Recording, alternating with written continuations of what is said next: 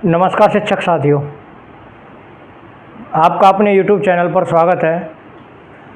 मैं आज से महात्मा गांधी अंग्रेजी माध्यम विद्यालय एवं विवेकानंद विद्यालयों के लिए जो परीक्षा होनी है उसकी तैयारी शुरू करवाने वाला हूं।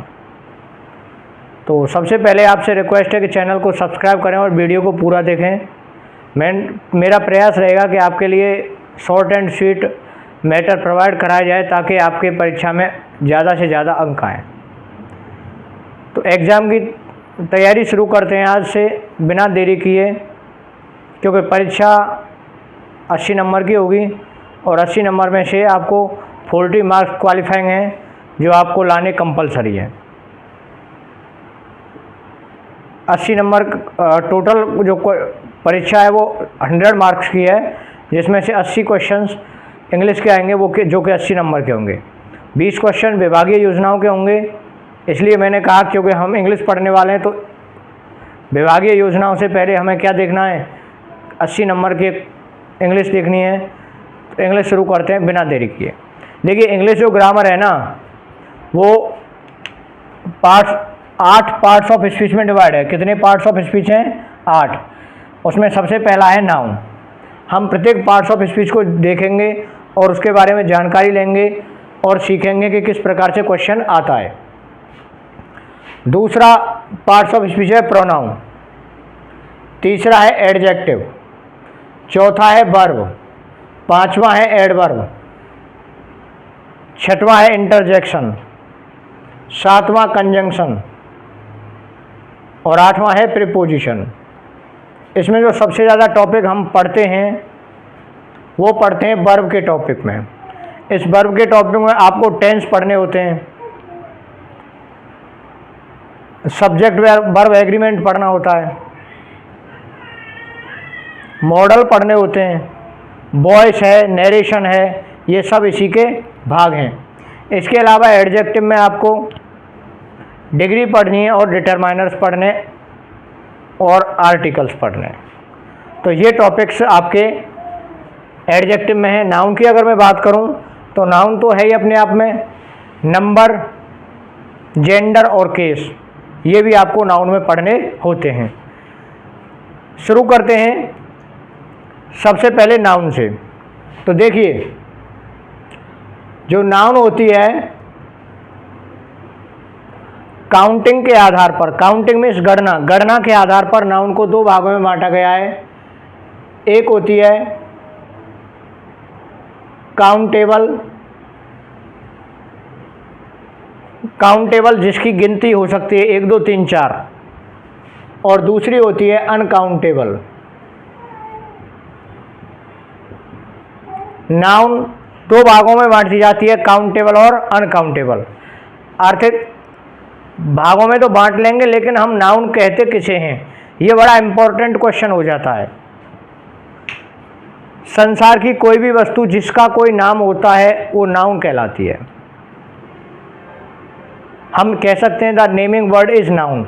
हमें आसपास जो कुछ भी दिख रहा है हम उस किसी भी वस्तु को नाम से पुकारते हैं तो वही नाउन है। चाहे वो व्यक्ति हो, चाहे वो वस्तु हो, चाहे वो जानवर हो या कोई स्थान हो,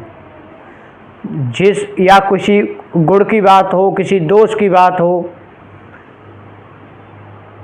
किसी दिशा की बात हो, इन सबको हम किसी न किसी नाम से पुकारते हैं। और जब किसी वस्तु को, व्यक्ति को, स्थान को, गुण को, दशा को जब हम नाम से पुकारते हैं तो वो नाउन कहलाती है।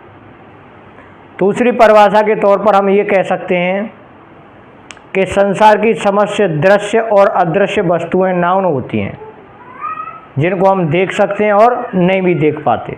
वो सारी चीज़ें क्या होती हैं? नाउन होती हैं। तीसरी परिभाषा के तौर पर हम कह सकते हैं कि वे समस्त वस्तुएं जिनका कोई शारीरिक ढांचा होता है, फिजिकल एग्जिस्टेंस होता है या नहीं भी होता, अगर उनका कोई नाम होता है तो वो नाउन कहलाती हैं।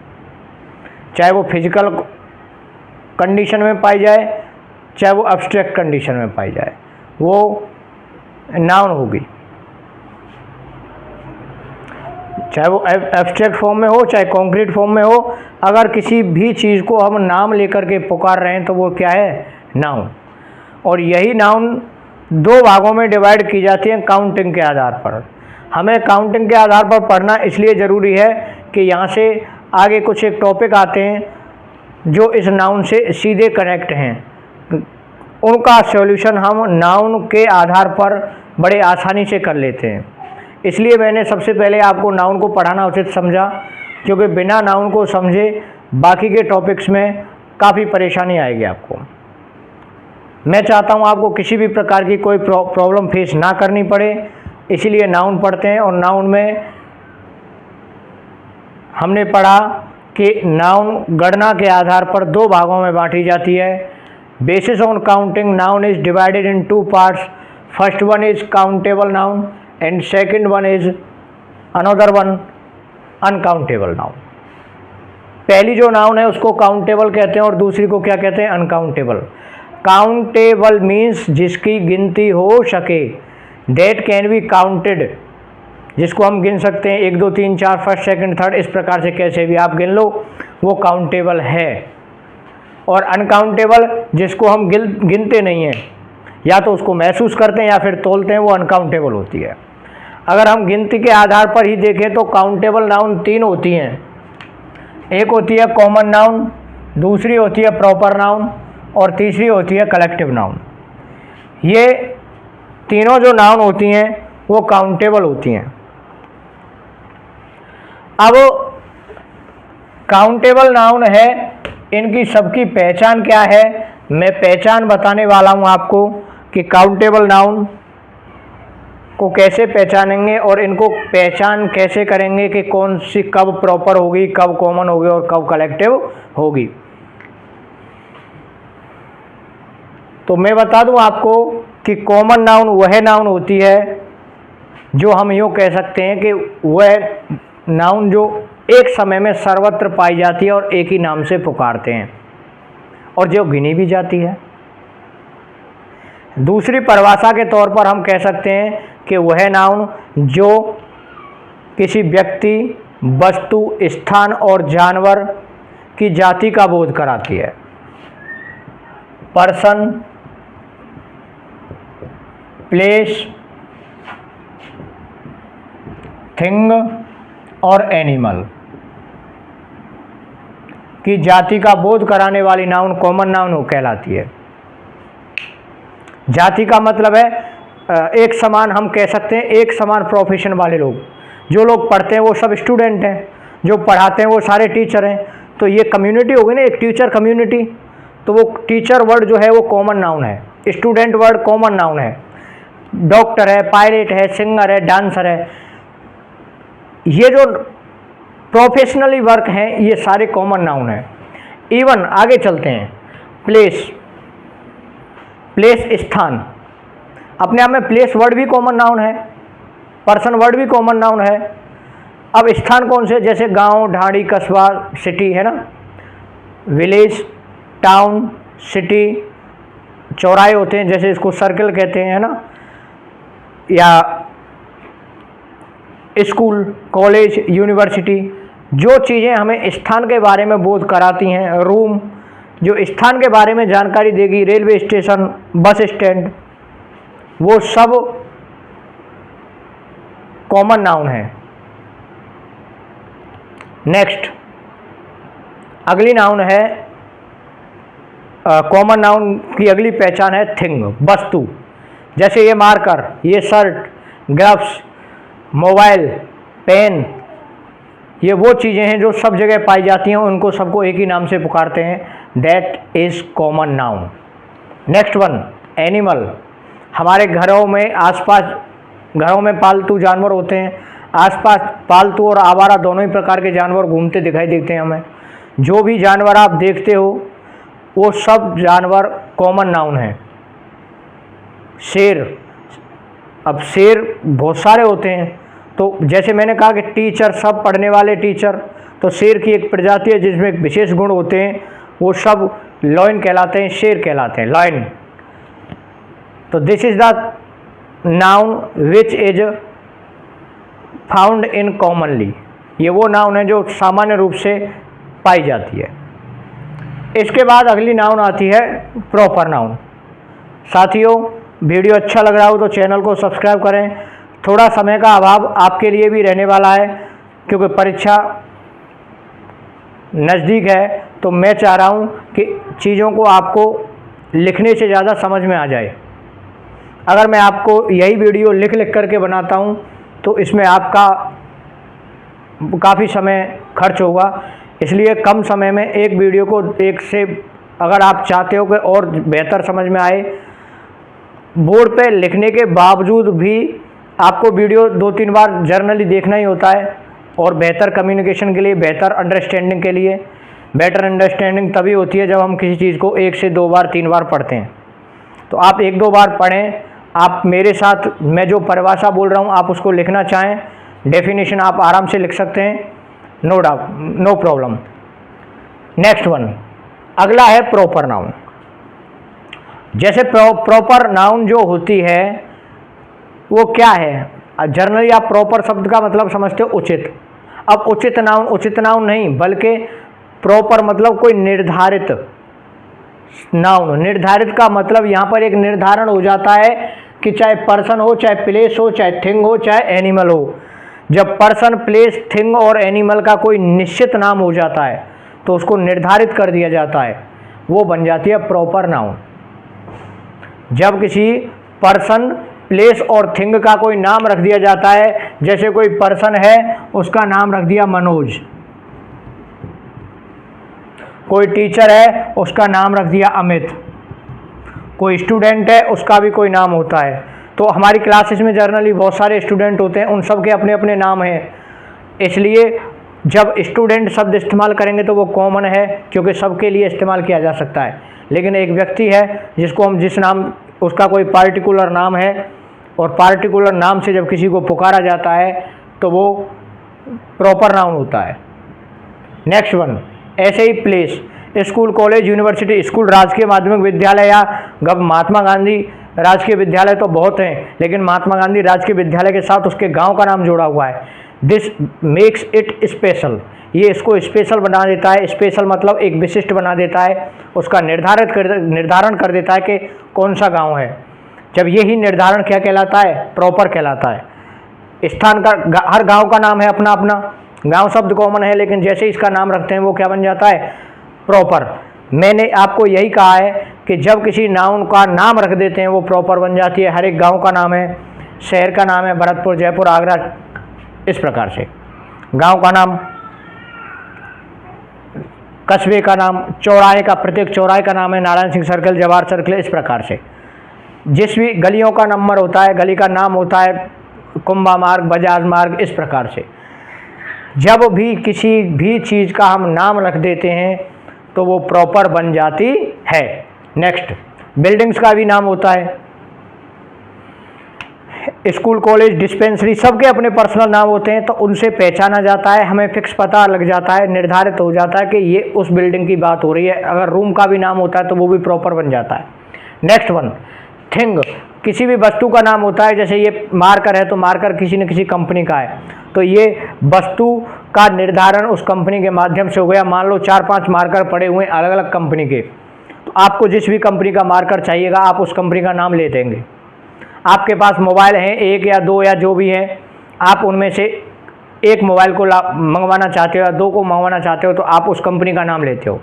दिस मेक्स इट डिफरेंट, ये इसको अलग बनाता है, और अलग बनाने का मतलब है इसको प्रॉपर बना रहा है। आप ट्रेन में सफ़र करते हो, हवाई जहाज़ में सफ़र करते हो, उनका नंबर होता है, उनका नाम होता है कि ट्रेन नंबर इतने 54-64 जो भी है, नाम लेते हैं और उसके बाद ट्रेन का नाम बोला जाता है। Intercity express, Thar express, mother express.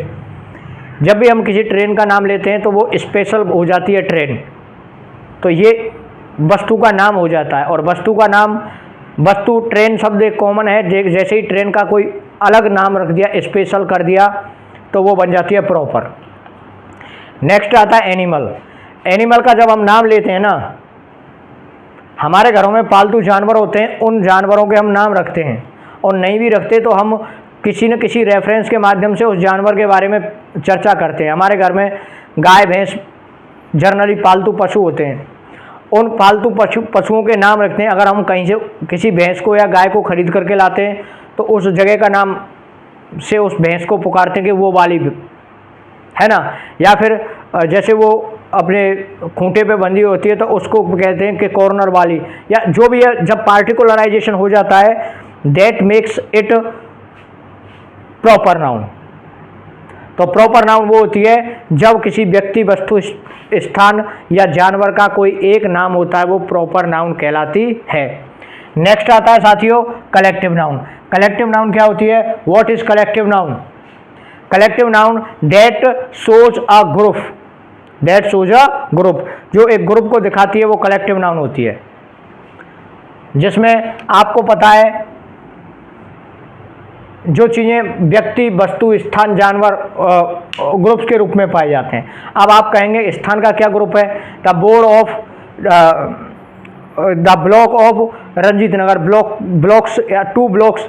तो जो ब्लॉक बने हुए हैं रंजीत नगर कॉलोनी में, उनको क्या कर दिया? गिन करके बता दिया कि कितने, 2। वैसे समूह नहीं है लेकिन उसके ब्लॉक्स का समूह है। Okay, that's one. मैं ये कह रहा था कि स्थान व्यक्ति का समूह होता है, जैसे ग्रुप शब्द है, टीम वर्ड है, गैंग शब्द है जो जनरली मिस्चीवियस पर्सन्स के लिए इस्तेमाल होता है, शैतानों के लिए, गुंडों के लिए इस्तेमाल होता है गैंग। ऐसे ही मोब होता है उग्र भीड़, क्राउड में भीड़। पब्लिक है, पुलिस है, ये कलेक्टिव वर्ड हैं जो समूह को बताते हैं। एक फैमिली वर्ड है, ये भी कलेक्टिव वर्ड है क्योंकि फैमिली में एक सदस्यों का समूह होता है। That is called collective noun. Where we discuss about a group is called collective noun. Next one, place की बात करते हैं। मैंने अभी आपको बताया अ ब्लॉक ऑफ, है ना, या एक बोर्ड शब्द और इस्तेमाल होता है इसके लिए। नेक्स्ट थिंग, स्थान के लिए, स्थान के लिए, सॉरी, नेक्स्ट थिंग वस्तु के लिए।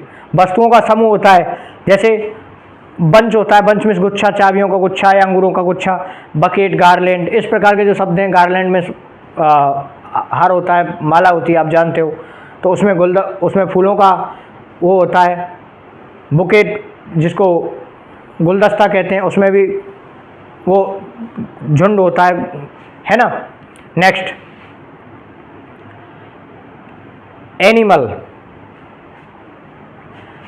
जानवरों का झुंड होता है, जैसे शेर चीतों के झुंड को हम प्राइड कहते हैं। लोकर्स, टिड्डियों का दल होता है।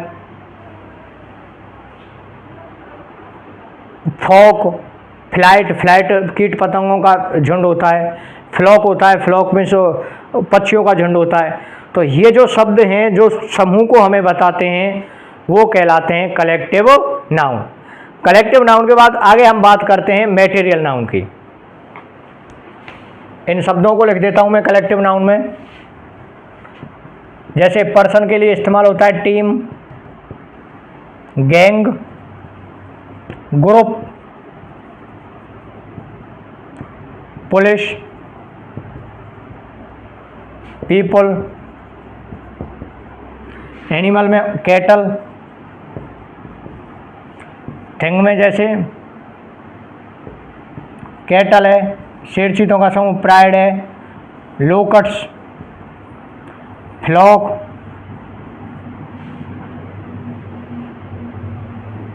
बंच,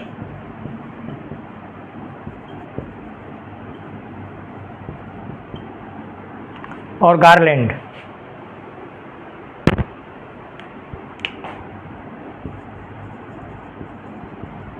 नेक्स्ट बात करते हैं मटेरियल नाउन की। What is material noun?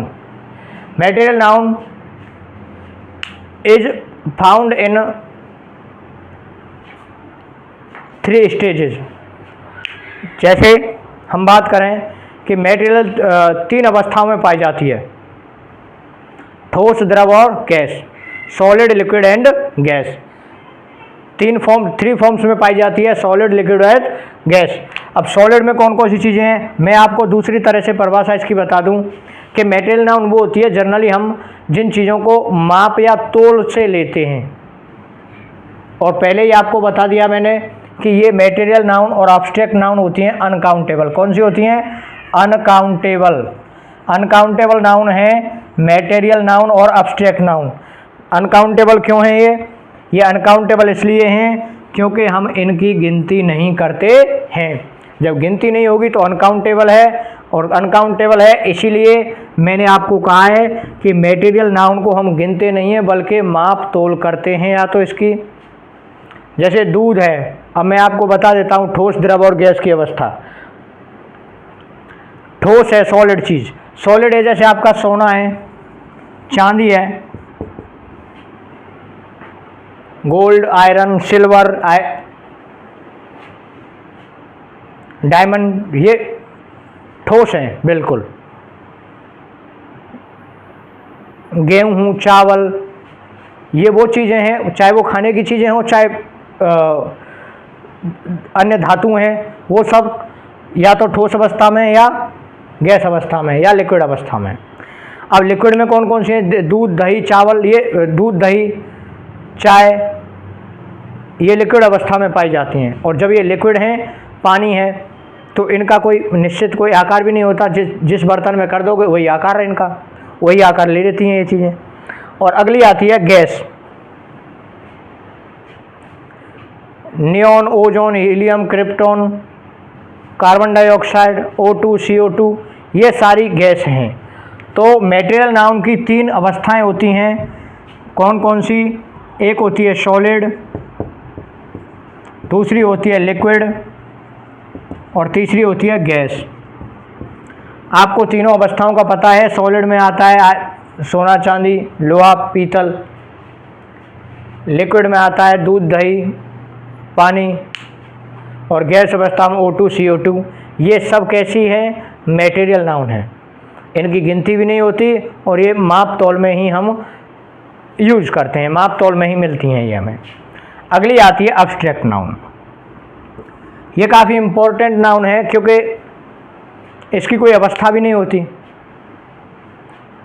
अवस्था का मतलब है कोई आकार नहीं होता। अब तक हमने जो सारी चीज़ें पढ़ी उन सब का आकार था।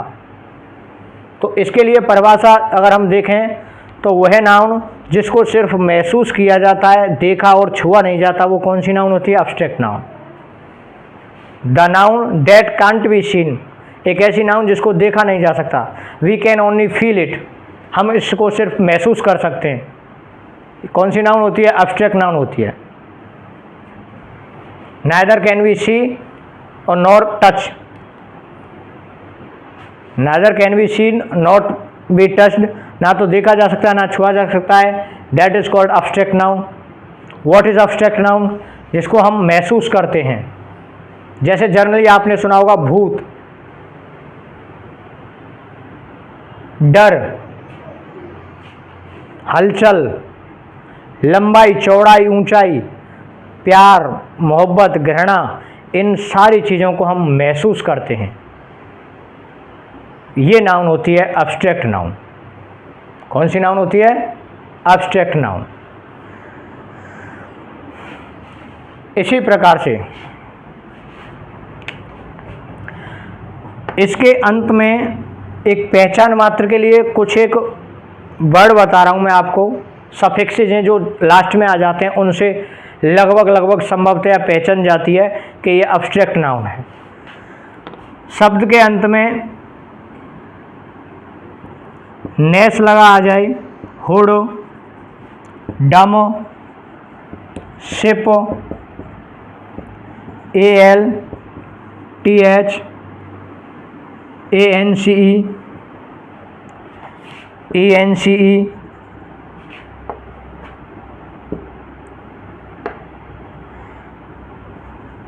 मेंट, ION, TY, RY। अगर ये शब्द आपको अंत में लगे हुए आ जाएं, ये सफिक्सेज, तो आप ये समझिए कि ये कौन सी नाउन है? Abstract noun. अब इनका एक एक का मैं आपको उदाहरण बोल रहा हूँ। जैसे ness, kindness, madness,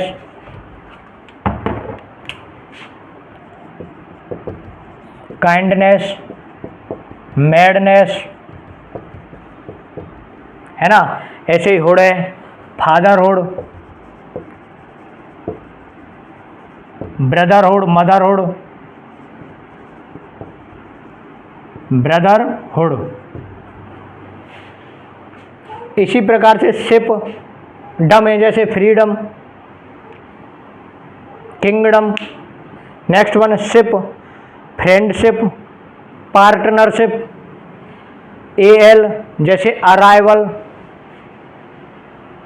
TH depth, depth है ना। एएनसी जैसे इम्पोर्टेंस, ऑडियंस। ऐसे ही मेंट,